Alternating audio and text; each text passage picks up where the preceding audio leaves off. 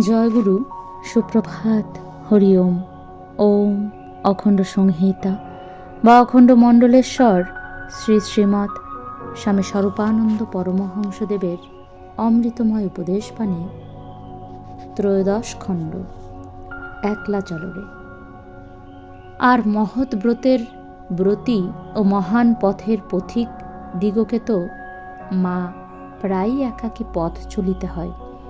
দল বাঁধিয়া পথ চলা কয়জন সৎ পথাশ্রিতের ভাগ্যে ঘটে। আর দল বাঁধিতে গেলেই অনেক সময় নানাবিধ জটিলতা আসিয়া সাধন জীবনে প্রবেশ করে। নিজের ধ্রুবতারাকে সমক্ষে রাখিয়া একাগ্র মনে একান্ত প্রাণে অবিরাম অবিশ্রাম আদর্শের অনুধ্যানে পথ চলার আনন্দ এক স্বতন্ত্র শ্রেণীর।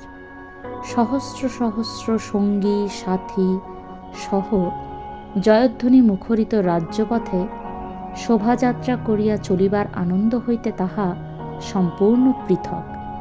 যাহারা সাধারণ রসের আস্বাদন পাইয়াছেন, জনকোলাহলের জটিল আবর্ত পরিহার করিয়া নীরব নিথর নিভৃত পথে চলিবার রুচি তাহাদের অপরিসীম।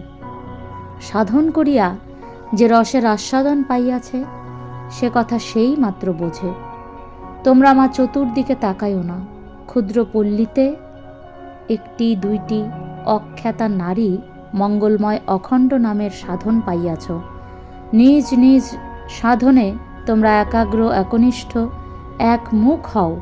নিজ নিজ সাধনের মধ্যে দিয়া নামের অমৃত রস তোমরা নিংড়াইয়া লও। নিজ নিজ সাধনের মধ্য দিয়া তোমরা জীবন কৃতার্থ করিবার নিশ্চয়তা বাহির করিয়া লও। জগৎ জুড়িয়া সকল প্রাণীকে ডাকিয়া আনিয়া সাধনের অমৃত তরুতলে জড়ো করিবার সময় যখন আসিবে তখন তাহা করিও। এখন একাকিনী পথ চলিয়া অমা নিশীথিনীর চক্রগুচ্ছ ভেদ করো। অন্ধকারের ভিতর হইতে কিরণের আকর পরম জ্যোতিকে খুঁজিয়া বাহির করো।